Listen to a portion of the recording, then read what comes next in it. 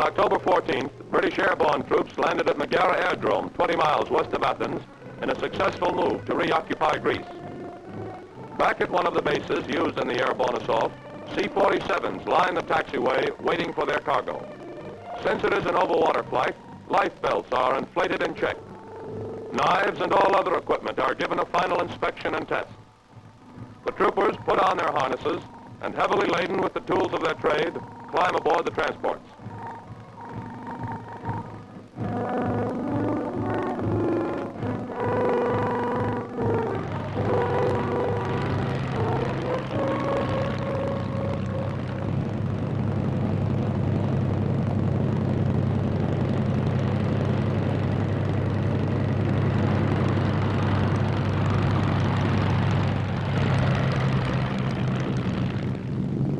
Forced to withdraw from Greece in April 1941, the British were coming back in American transports, escorted by 15th Air Force P-38s. This reconquest of Greece ended 3.5 years of Nazi rule, during which it was estimated 500,000 Greeks had died from starvation, executions, and mistreatment.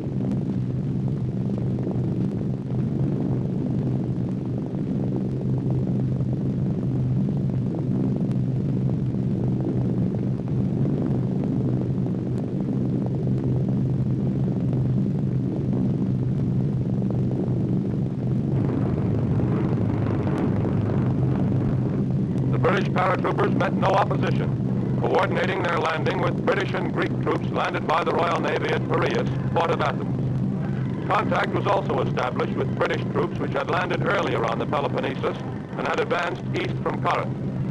German forces had evacuated the capital. Natives and guerrillas were waiting to greet the troops as they came down.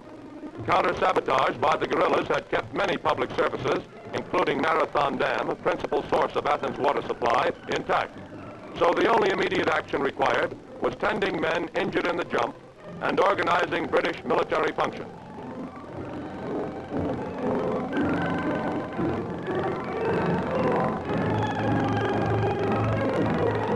Machine guns were put in place and the field was checked for mines.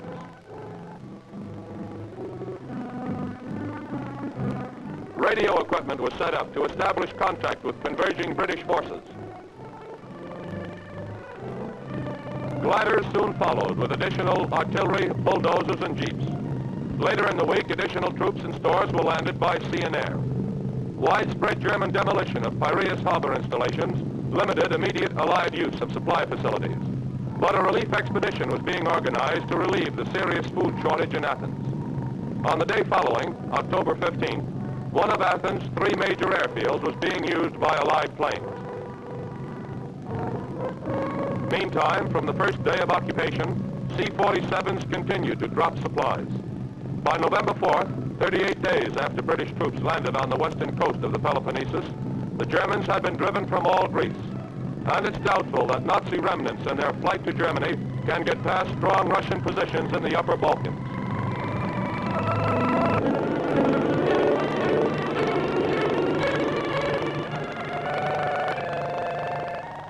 A battle-damaged B-17 of the 15th Air Force settles onto the runway at its home base. Its brakes shut out by enemy action, crew members improvise with a parachute in an attempt to keep from overrunning the field.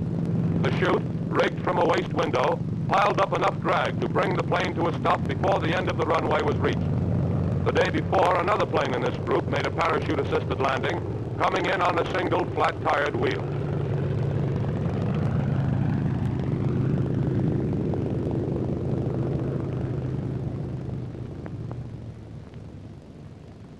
After its extra heavy-duty job, the chute is gathered in for inspection and repacking.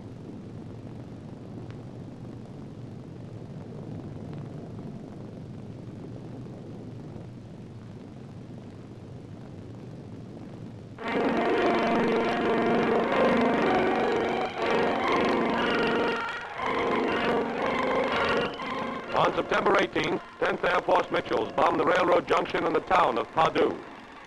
Throughout September and October, the air front mounted steady activity in this area west of Mandalay, where the only main railway through the Chindwin Valley supplies the Japs in North Burma.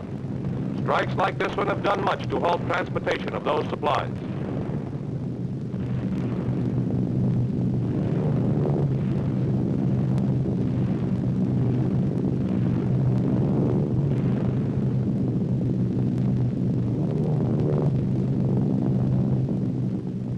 On September 23rd, Butelin Bridge, the only other secondary rail line west of Mandalay, was attacked. 9 Mitchells laid the pattern on this vital target.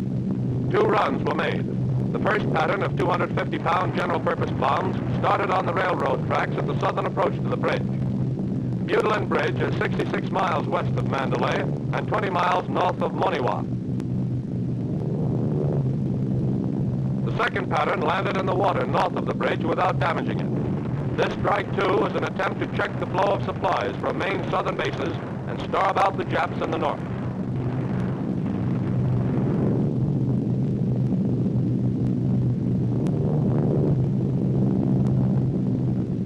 On the same day, September 23rd, 6 14th Air Force Liberators hit the Burma Road at Che Phang to prevent supplies from reaching the Lung Ling front. Object was to cause landslides which formed effective blocks on both Burma and bypass roads. 100% hits in the target area closed the road. On October 2nd, 7 Mitchells based in India struck barracks and stores at Kutkai with 500-pound RDX bombs. The pattern extended from the center of the target area just east of the Burma Road to the western portion. No enemy action was encountered. All aircraft returned with almost empty gas tanks. 2 other Mitchells had been forced to salvo bombs and returned before the target was reached.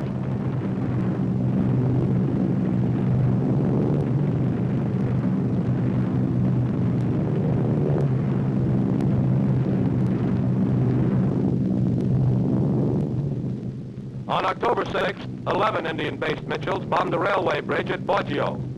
Here, the only rail line east of Mandalay runs to Lushio, 46 miles to the northwest, which is a large supply center and distribution point for the Japs in western and northwestern Burma.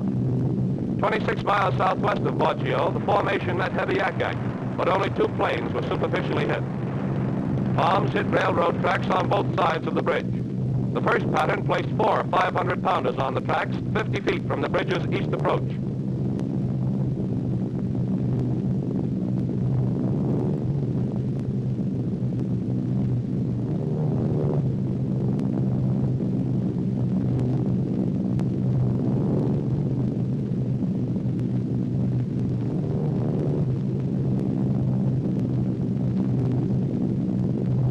The second pattern struck the tracks on the west approach. On the return trip, 1 squadron was attacked by 9 Jap fighters. In a battle lasting an hour and a half, 1 B-25 and 3 Jap planes were shot down. Total mission time, 4.5 hours.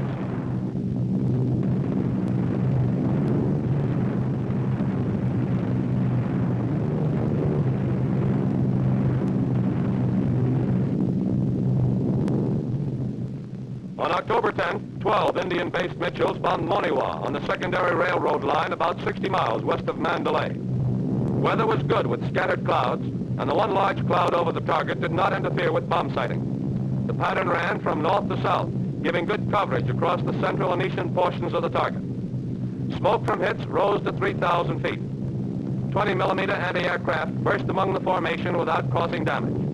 No enemy aircraft appeared at any stage of the trip. Widespread strikes like these, continuing throughout October, considerably weakened Jap defenses. And by November, British and Chinese forces were starting a major new offensive along the entire front in North Burma.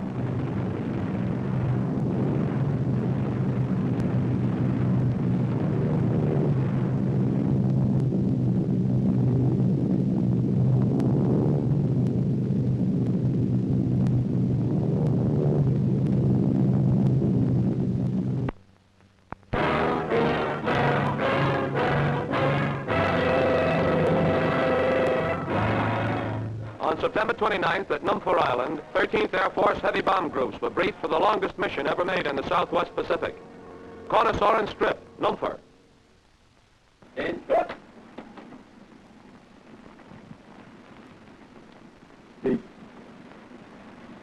Gentlemen, the first time in all of our tour here in the Southwest Pacific, we are now going to start work on a genuine strategic target. We have the opportunity of beginning the destruction of the jet oil supply, undertaking to destroy one of its principal sources of aviation fuel and the fuel oil. The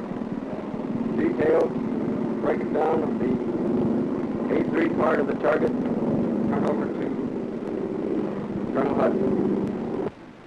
General Matheny said this mission is aimed at taking out the oil installations at Balikpapan, Borneo. Borneo is located some 700 miles southwest of the southern tip of Mindanao in the Philippines. The overall mission entails a round trip of 2,369 statute miles.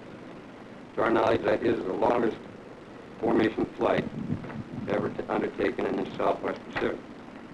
The basic plan is to attack the target employing 3 groups. Each group will be split into 2 12-plane formations. Each formation will attack the target 20 minutes after the formation that has preceded it. It will depart noon 4, beginning at 0040 tomorrow morning, proceeding by individual airplane along the route to the assembly points. The route, noon 4, around the northern part of the Vogelkop, along the equator, through the southern Halmaheras, entering the Gulf of Tomini in the Celebes Island, proceeding through your respective assembly points. Captain Klein, Intelligence Section, will give you full target information, showing the layout of the targets, the axis of attack, and the different targets selected for each unit. Captain Klein? This is a blow-up showing the major installations in the northern part of Balikpapan area, including the Pandansari refinery, the AAFCUU plant, and the lube oil and paraffin refinery located in the northern part. The cracking plant, another installation located in the southern part of the town. The target for our 2 groups is the Pandansari refinery. Pandansari refinery has been producing aviation gasoline for the Japanese. Blow-up of the refinery area shows that in this section, 500 feet square, you'll have the heart of the target.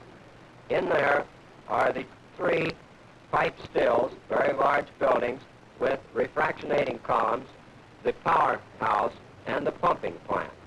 These circles over here represent the receiving tanks.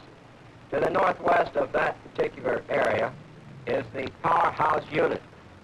In that is a large powerhouse with a very tall tower used in connection with the chemical water treating unit here. The targets have been set up so that the center of each of these is within the center of the target areas. As a matter of fighter interception, you may expect to receive some, probably in the neighborhood of 25 aircraft. In all likelihood, you will receive them before hitting the target area. The destruction of the Pandansari refinery will be almost immediately felt by the Japanese in their air combat effectiveness in this theater. Lieutenant Bizier will now give you the anti-aircraft defenses as they affect this target. Lieutenant Bizier.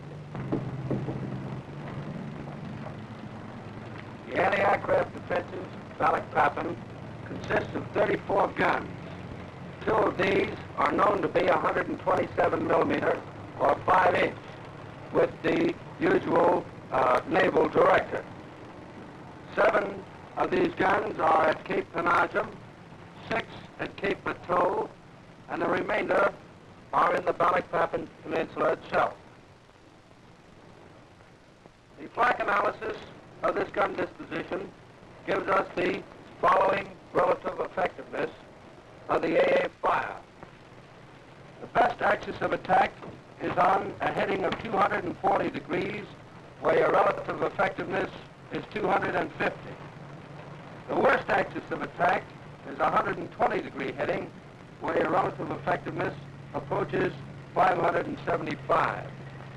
The headings to be used, or the axis of attack to be used on this raid, are 270 and 279, and they are very close to being the best that we can get on this target. If there are no questions, that is all. From Numpha, the bombers followed the equator through the Gulf of Tomini to their assembly point and then to the target. 70 liberators made this first daylight strike on Borneo. More than 30 Jap fighters intercepted viciously for almost 2 hours. 7 Zeros were down. We lost 3 bombers.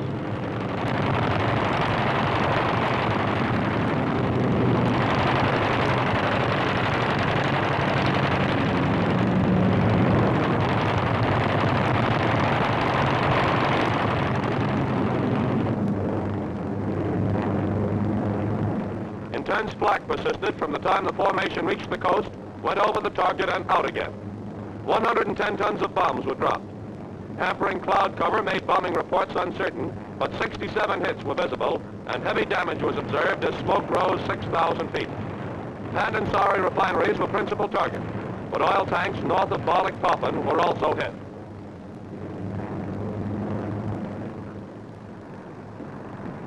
On the way home, some B-24s landed at Morotai in the Halmaheras.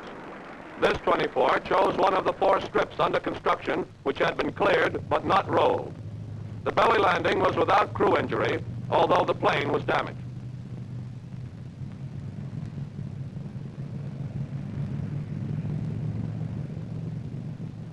Again on October 3rd, Balikpapan was heavily raided by 48 Numpha-based 13th Air Force liberators.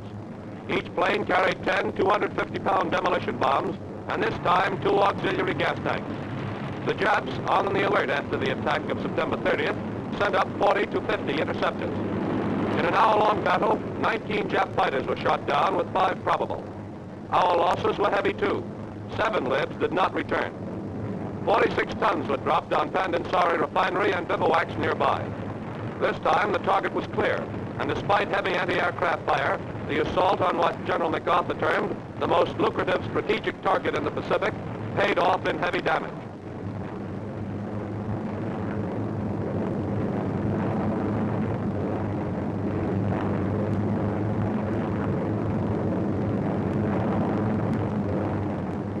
But again on the way home, 3 more liberators crash-landed on an emergency strip at Morotai.